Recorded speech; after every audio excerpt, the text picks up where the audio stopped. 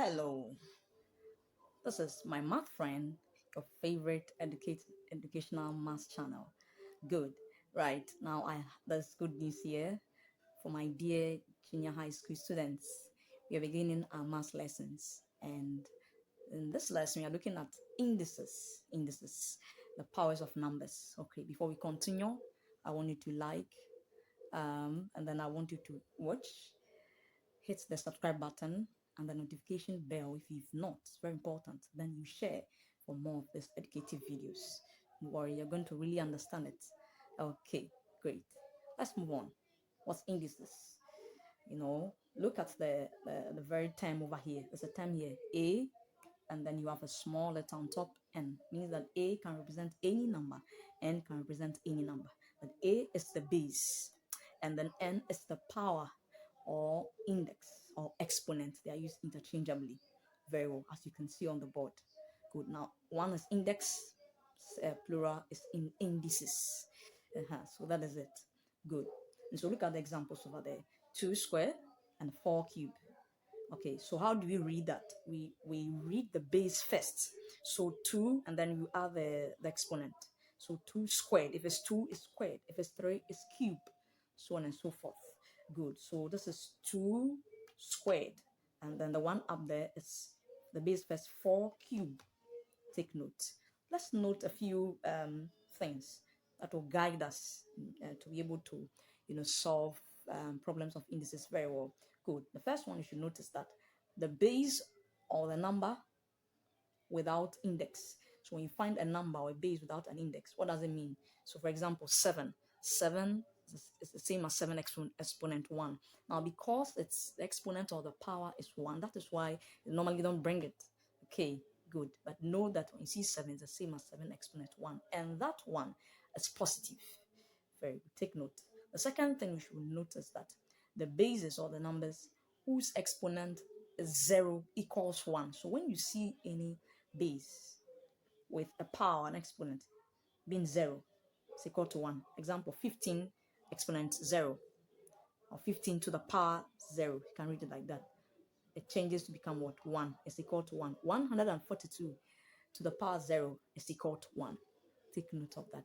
The third thing we should note, just a few things, is that when the base is a decimal or fraction, good. So for example, 1.6 squared. So when the base is a decimal, you put the base in a bracket and then you put the power outside, just as you see on the board. Good. So because it's squared, it means that the number is multiplying itself 2 times. If it's cube, it's multiplying itself 3 times. If it's to the power 4, multiplying itself 4 times, and so on and so forth. So 1.6 squared is equal to 1.6 times 1.6 because it's squared. Another example, when the base is a fraction, 2 out of 3, okay, exponent 3. So it's a fraction, it also comes into bracket, and then the exponent outside and at the top. Okay, so it's to the power 3, so multiplies itself 3 times. So we have 2 out of 3 times 2 out of 3 times 2 out of 3. Very well. The fourth thing we should note is that the negative when you have a negative base, okay, you see all this one we've been looking at positive indexes or powers or bases, or what do you call it? We've been looking at what do you call it? Positive powers and indexes, and this very one we are going to look at we having a negative power, not a base. Take note. So it's sorry for that. So a negative power. Good. A negative power gives a reciprocal. Very well. So look at this example: 5 exponent negative 3. What do you do? Now, reciprocal, it tends to be a reciprocal, meaning that it's just like saying upside down. So you see, you should know that when you have the base 5, every number, every base is out of 1. And because it's 1, that's why it's not written. The 1 is the denominator. So when it becomes a reciprocal, the denominator, which is the 1, turns and then becomes the numerator. So it becomes 1 out of 5. And note that is the negative sign has affected it. That's made it a reciprocal. And so the base is still the power is still attached to the base 5. So you have 1 out of 5 exponent 3. So you see that the exponent has changed from negative to positive. That's what I just explained very well. And so one out of five exponent three means that one out of five times five times five. Remember, it's multiplying itself three times. Very well. Having noted these things, let us look at how to write when you are being given numbers in an what do you call it, an expanded form. You have numbers, you have bases being expanded, okay, and you are asked to write them in their index form. How do you do that? How do you do that? All right, let's look at that. Okay, um so write in index form. Okay, so for example, you've been given 6 times 6 times 6. Now, this is a base. Very good. How do you write an index form? Remember, there was a rule that says that when you have the base with nothing, no power being visible, remember that it's to the power 1. So you see that 6, there's nothing on it because it's 1. So it's to the power 1, to the power 1, to the power 1. Very well. So, and since the bases are the same, you just choose one. Good. So you say that 6, and because you are multiplying, you add the base, you add the exponents. Take note. So if it's to the power 1 to the power 1 to the power 1, so 1 plus 1 plus 1 gives you 3. So we see 6 exponent 3. Very well. You can try this example, right? Then you leave it in the comment section. Okay, so yours is 17 times 17 times 17 times 17. Very well. Great. I want you to try this. What will be its index form? What will be its index form? Good. Another example. Let me leave you with one other example. One other example. So if we have, okay, so let's take this off. So 17 times 17 times 17 times 17. All right. Now, when we have um, 1 out of 8 times 8 times 8 times 8. How do you write this in index form? Very well. So leave the two of them in the comment section. I'll check it out for you. Let's look at another um, part where this time around I've been given in index form, okay, and in index form you are being asked to write its value. So finding the value, finding values, finding values. Okay, so an example, an example.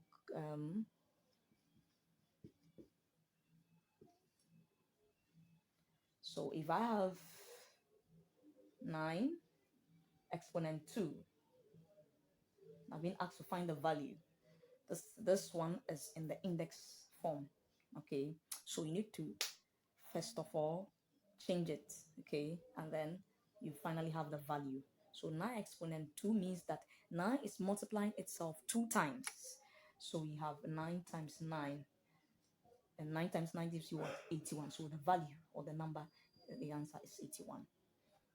Take note. You can try this when you have um,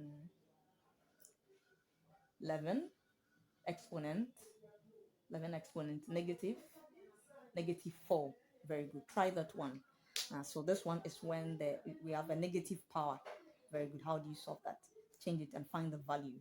Good. You can leave the answer in the comment section. All right. The last part we're going to do is using the factor tree. Okay. Using the factor tree, and then changing or converting a value, a number, okay, as a product of prime factors. And you can also leave it in index form. How do we do that? Let's look at that one too. Let's look at that one too. Very well. Okay, great.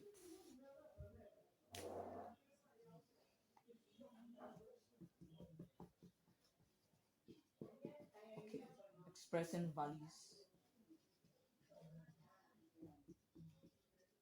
as products of prime factors. Okay, so then let's look at um, an example. If I have 81, how do I express it as a product of prime factors and even leave it in index notation? Good. So there's so many methods, We want to use the factor tree, Good. So if I have 81, what two numbers do I multiply to give me 81? 9 times 9 and other ones. Okay, let's use 9 times 9.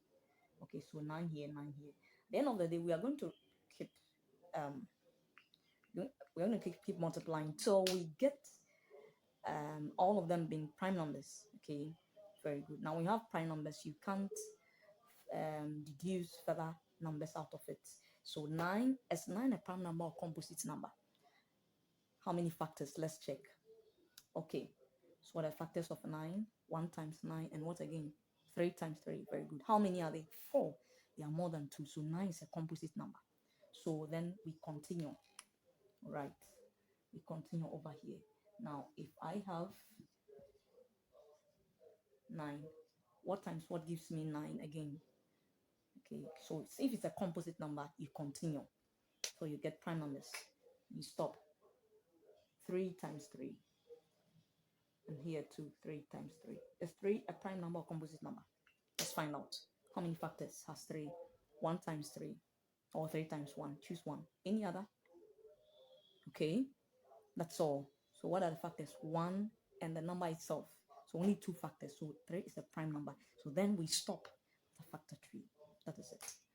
So then you circle the prime numbers. So expressing the prime numbers, okay, expressing these ones as products, prime factors. So you see, these are factors, the 9 and the 3, they are all factors. 9 times 9, 3 times 3, they are factors of 81. And so, and among the factors, the ones that are prime numbers, they are called prime factors. That's what it means. So among the factors, the ones that are prime numbers, so you express them as product. Okay, so we have 3 times 3 times 3. These ones, only the prime numbers, times 3. Very well. You got that one. Excellent. Now, this is, you have expressed as a product of prime factors. You can also leave it in what? In index notation, index form. Okay, so since the bases are the same, you just pick one. Okay, so we have 3, and then since you're multiplying, I'm going to add the powers. What are the powers? Yes, 1, 1, 1, 1. So 1 plus 1 plus 1 plus 1 is 4. So 3 exponent 4. And this is the